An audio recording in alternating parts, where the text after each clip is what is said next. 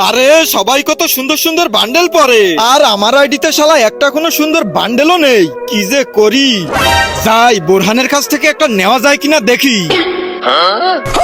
আরে শালা এটা কিভাবে সম্ভব? নিজের ক্যারেক্টার ফ্রি ফায়ারের ভিতর দেখতে হচ্ছে তো ব্যাপারটা।